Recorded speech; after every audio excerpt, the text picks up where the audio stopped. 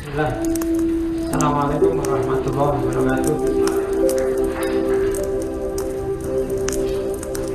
Bismillah, alhamdulillah, assalatu wassalamu ala rasulillah wa ala alihi wa ashabihi wa mawala.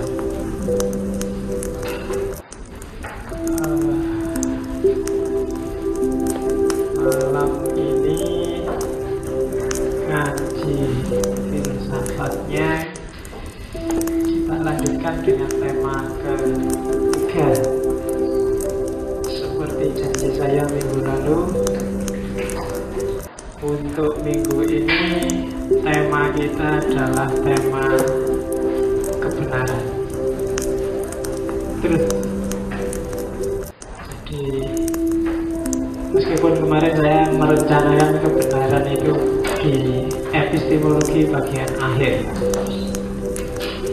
tapi melihat gejalanya mungkin ada baiknya saya taruh kebenaran itu di awal, karena minggu-minggu lalu ternyata banyak pertanyaan yang ingin dijelaskan tentang kebenaran. Maka hari ini kita masuk ke tema kebenaran. Kebenaran, saya tidak tahu kebenaran itu seolah-olah adalah barang yang elit dalam hidup kita sehari-hari. Dalam film-film itu kebenaran itu harus dicari, harus dibela.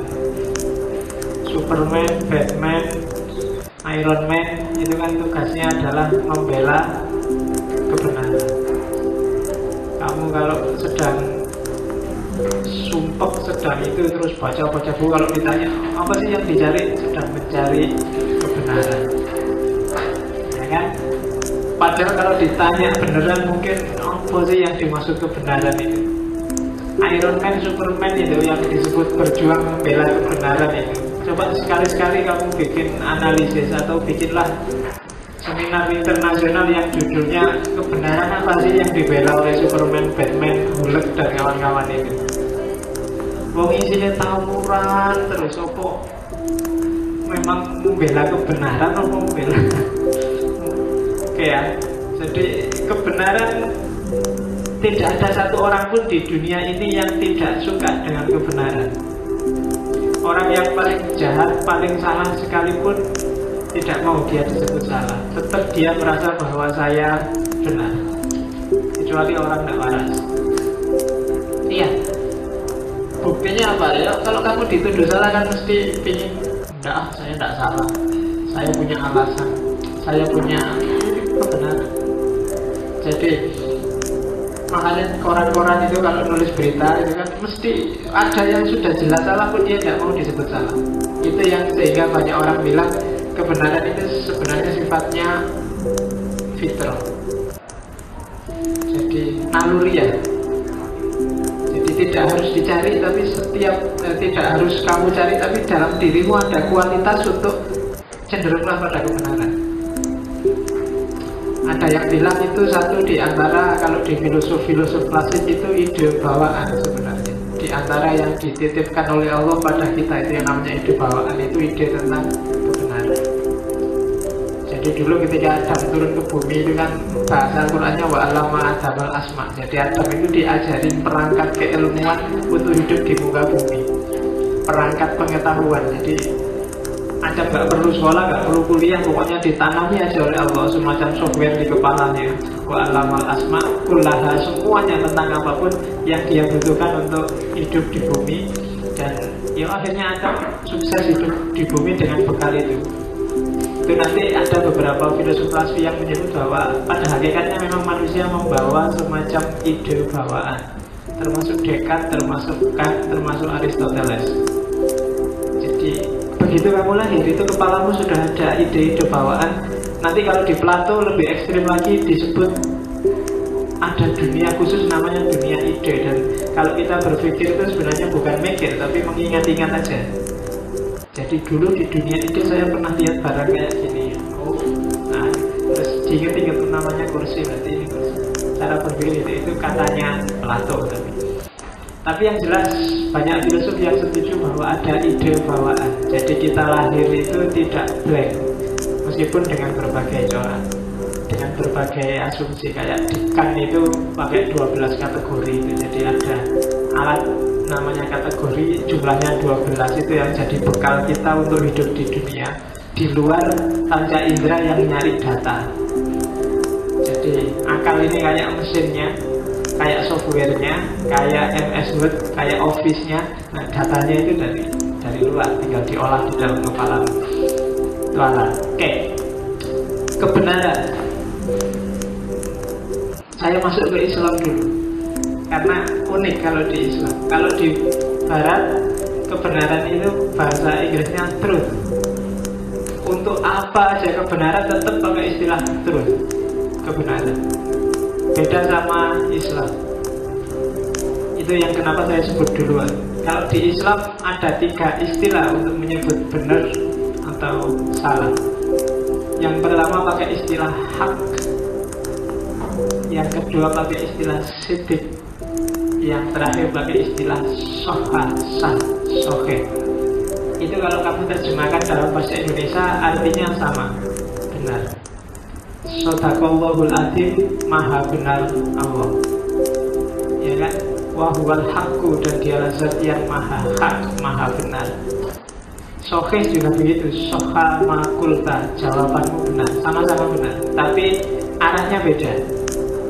Kalau hak itu lawannya batil, biasanya yang diomongkan hakikat atau realitas. Itu hak. Kalau di Indonesia ada hakul yakin, itu biasanya yang diomongkan tentang realitas. Bahwa Ahmad Fatona itu suka perempuan, sekarang kan sudah hak gitu, kamu sudah ngerti sendiri, buktinya juga sudah banyak, nggak perlu diperdebatkan lagi bahwa dia memang suka perempuan, itu hak. Banyak hal-hal di sekelilingmu, misalnya Indonesia itu benderanya merah putih, itu hak, sudah jelas, tegas, nyata. Maka bagi umat Islam, Allah itu diantara sifatnya adalah hak. Allah itu nyata, real, tidak cuma khayalan. Nabi ketika masuk ke Mekah, kemudian membasmi patung-patungnya Ka'bah, dia bilang kul qad ja'al haqqu wa zahaqal batil. Yang hak telah datang, maka yang batil pasti hilang. Kalau kebenaran datang, kebatilan pasti hilang. Kalau belum hilang, itu berarti masih batil.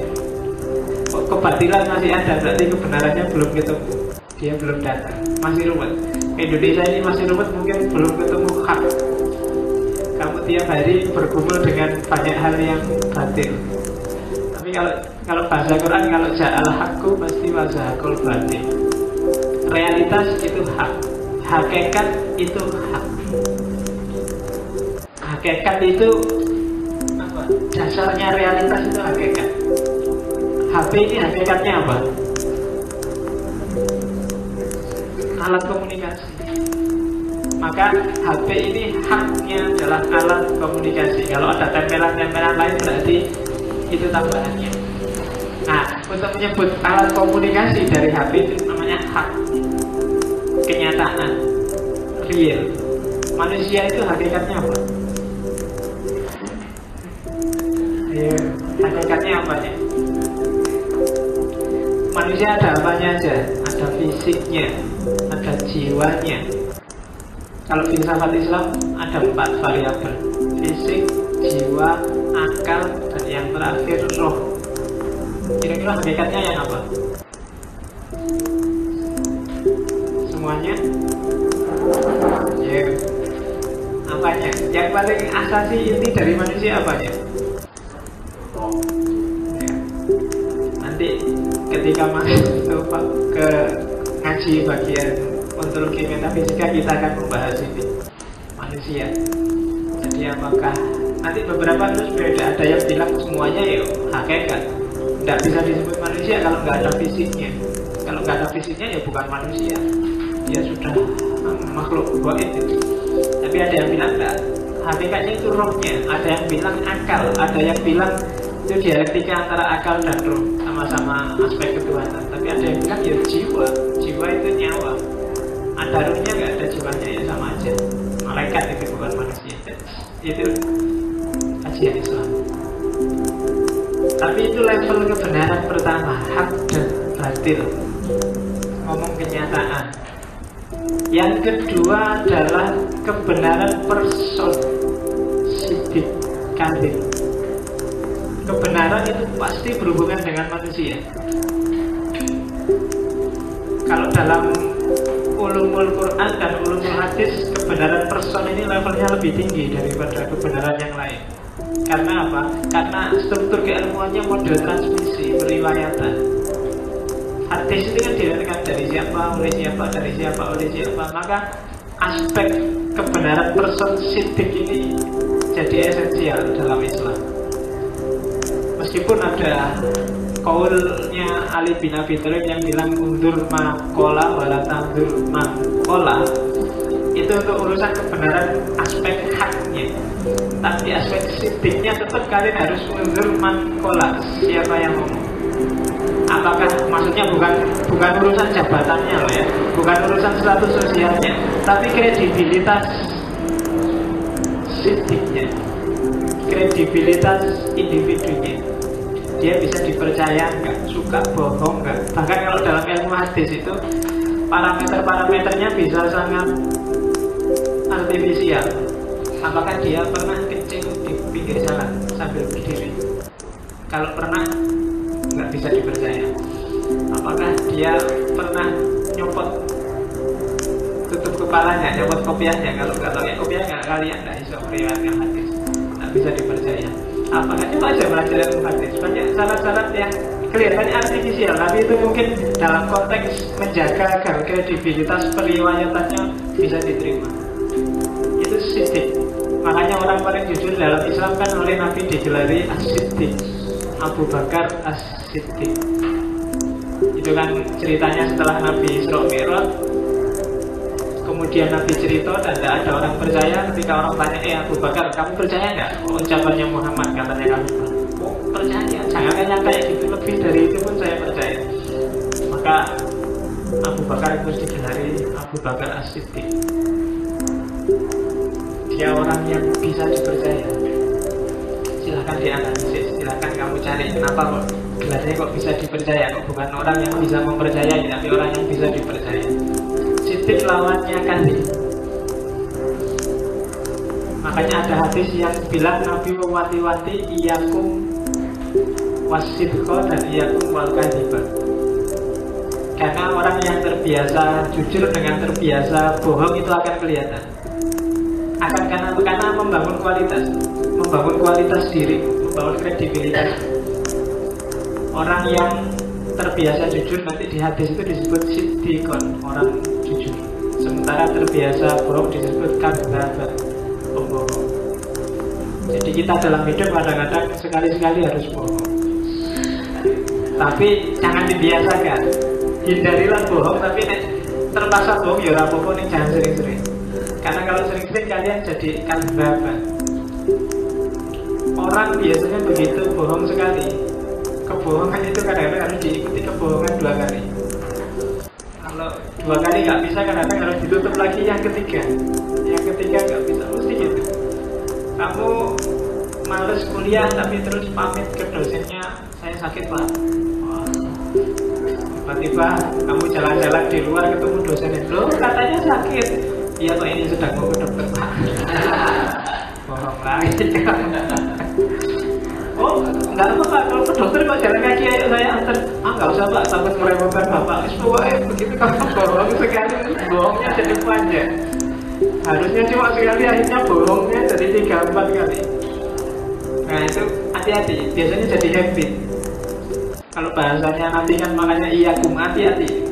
Lama-lama jadi kadzdzab itu kalau sudah bohong, tiap hari bohong, kalau udah bohong jadi gak enak. Karena dia jadi habit. Ya kan, dulu kalian semester 1 nggak masuk kelas, nggak masuk kuliah itu santai, takut. wah nggak masuk, jangan-jangan dosennya marah, jangan ketinggalan materi, sekali nggak masuk, begitu besoknya masuk, nggak apa-apa, ternyata nggak masuk. Besok bolos lagi, bohong lagi, bolos lagi, lama-lama biasa. Jangan-jangan bisa kebalikannya akhirnya, kalau masuk jadi nggak enak itu masuk. Enak bolos ternyata. Iya. Sama kembali, shifting juga begitu. Kalau sudah jadi habit bisa balik juga. Sholat itu mungkin kalian hari ini karena aktivis masjid semua rajin sholat semua, maka ketika meninggalkan atau ketinggalan sholat rasanya nggak enak luar biasa. Tapi coba biasakan. Nggak enak sekali. Astagfirullah, ini harus dikotok, ini terus kamu foto mati-matian. Besok telat lagi, astagfirullah. Lama-lama nggak lah ya, ternyata nggak sholat. Tidak ada apa-apa, tidak. Allah itu maha pengampun, wudhu aja dosa-dosanya rontok, santai aja, akhirnya santai. Dan jadi nggak ada beban. Hati-hati dengan, makanya kalau di psikologi ada namanya habit of mind. Pikiranmu itu kamu yang membiasakan.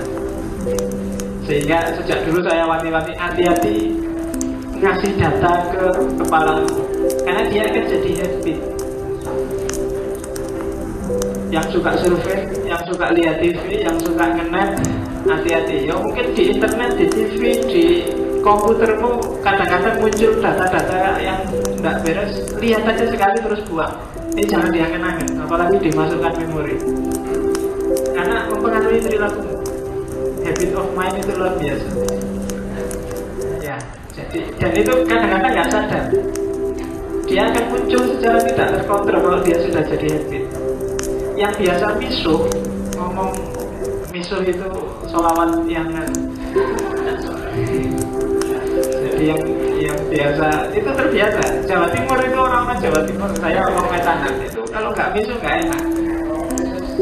Ya kan sudah jadi habit, terus logonya luar biasa kalau sudah. Benar, kayak gue mau.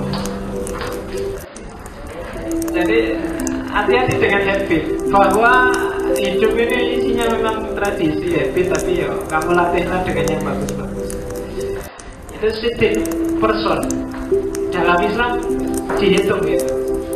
Siapa yang ngomong, jadi meskipun kadang-kadang yang diomongkan itu masuk akal, tapi siapa dulu yang ngomong? Kalau yang ngomong orang itu enggak deh. Secara praksis real sehari-hari sebenarnya shifting ini yang lebih jalan. Ruji Tompul itu mungkin kadang-kadang ngomong bener, tapi karena kebanyakan kesan kita Ruji Tompul itu ngomong ya goyang ngono, akhirnya ya alah Ruji Tompul. Mungkin dia masih ngomong bener. Kan jagoan-jagoan di TV itu kan Ruji Tompul, Sultan Batu Gana, Farhat Abbas, itu tiap hari yang pilih-pilih TV itu kan orang-orang gitu itu. Itu kamu mesti mempertanyakan apakah dia shifting apa kayak gimana, itu level person. Dan yang ketiga, kebenaran di level statementnya. Jadi bukan lagi kenyataannya, bukan lagi orangnya, tapi apa sih yang diomongkan. Itu biasanya ngomongnya sohih, lawannya belat atau khotob. Jadi ketika kamu bahas kebenaran, pastikan dulu kamu ada di mana. Mau bahas di level hak atau batilnya, realitas faktualnya, ataukah ngomong siapa yang bawa berita itu, ataukah ngomong struktur kalimatnya, ngomong statementnya. Ini menentukan. Jadi itu dalam Islam. Kalau di Barat itu include jadi satu, meskipun nanti melahirkan variasi-variasi teori kebenaran yang macam-macam. Tapi yang jelas ingat-ingat ini dulu. Jadi ada hak, batil, siddiq, kadzib, dan sohih, gholal. Kalau ada waktu kita perdalam 3 teori itu, tapi konteksnya sufisme. Nanti isinya agak luar biasa kalau itu masuk ke tradisi sufistik. Tapi untuk sementara ngambil itu dulu aja, bahwa hak itu untuk yang realitas, siddiq itu untuk yang person, sohih itu untuk kalimat, pernyataan, statement.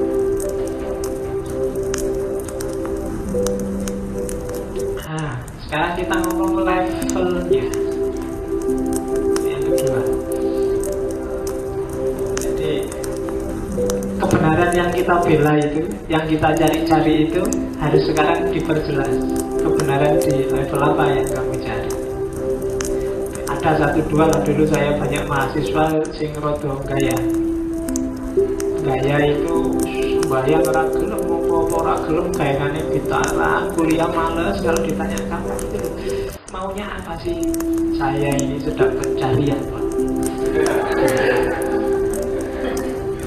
Pencarian itu nek tak dari pencarian itu terus kamu mau nyari apa? Nyari uang, nyari apa sih yang kamu cari? Saya mau nyari kebenaran, Pak. Ya.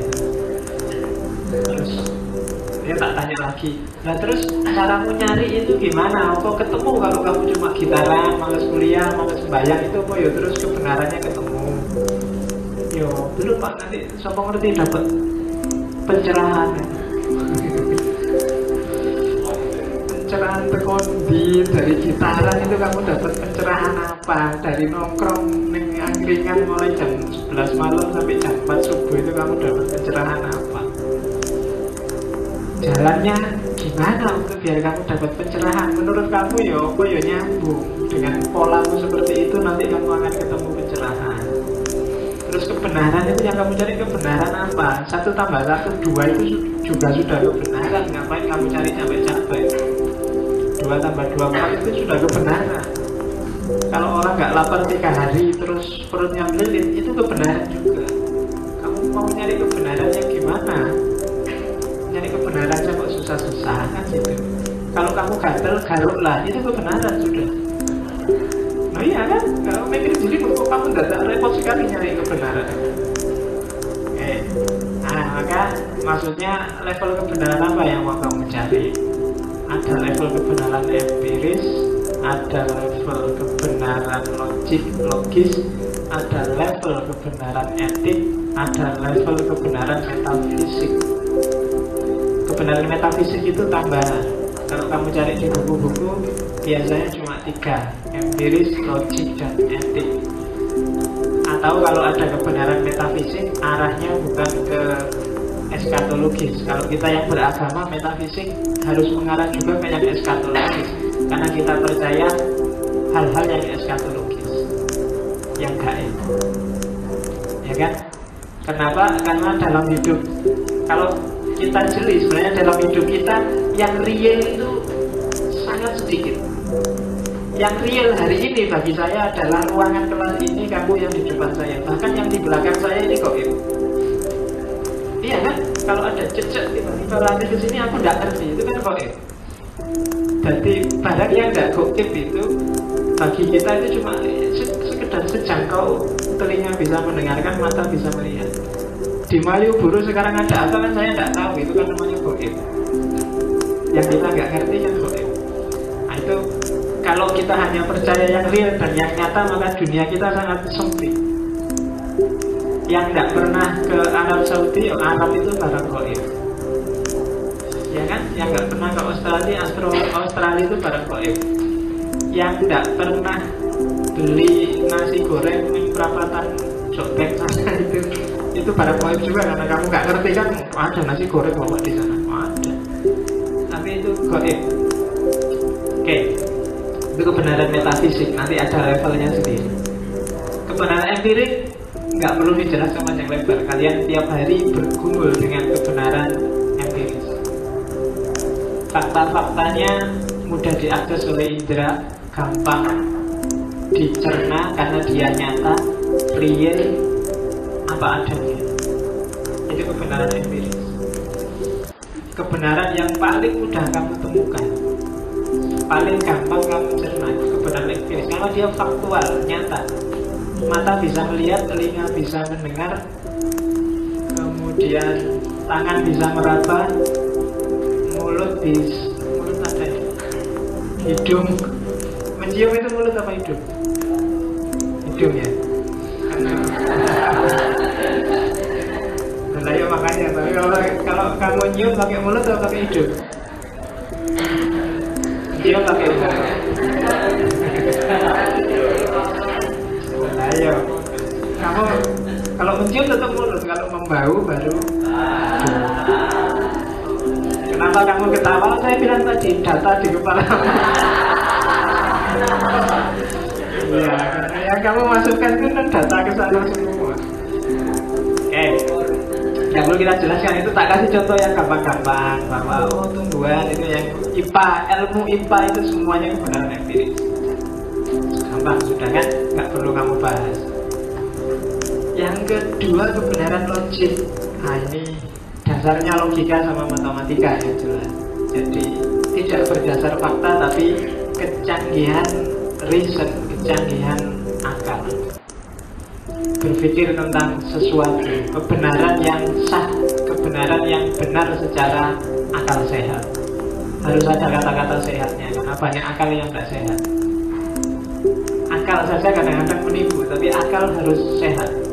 Akal sehat itu akal yang lurus, jujur, fair, tidak memihak, tidak tendensius. Karena banyak barang rasional tapi tidak rasional, tidak rasional sebagaimana adanya, tapi rasional karena diolah. Namanya rasionalisasi. Saya sering mencontohkan kadang-kadang perilakumu yang keliru itu kamu justifikasi pakai logika. Itu akal tapi tidak sehat. Kamu nginep berdua di kamar sama pacarmu, itu jelas keliru. Kalau akalmu sehat bilang keliru mau ngasih pacar. Tapi kan kamu bisa bikin rasionalisasi untuk membenarkan perilaku. Ya sungguh aku main ngomong mungkin ya kan ini pacar-pacarku sendiri Pak, bukan pacarnya orang lain. Suka sama suka, nggak ada paksaan, enak sama enak, menyenangkan, membahagiakan orang lain Pak. Ya kan? Kalau ada resiko kan kita tanggung sendiri. Kenapa kok yang lain cerewet? Apa iri? Maksudnya tinggi misalnya. Ya kan? Jadi udah ada hak bagi orang lain untuk melarang kita. Nah itu kan akalmu yang bisa bilang gitu. Makanya katanya Imam Asy'ari, ini kan kebanyakan Asy'ari yang mazhabnya bahwa akal saja tidak memadai untuk memutuskan benar salah, meskipun dia bisa tahu benar salah. Itu Imam Asy'ari. Jadi meskipun kita sebagian besar Asy'ariyah, saya tidak yakin kalian ngerti pikiran-pikirannya Imam Asy'ari. Karena Islam Indonesia itu 90%-nya bukan fundamentalis atau liberal, tapi Islam cuek lah, Islam tak seneng-senengnya kayak biasanya. Ya, dan itu kalau pemilu namanya Islam masa mengambang, jadi boleh mana orang banyak ke situ ya di sana. Kebenaran logik.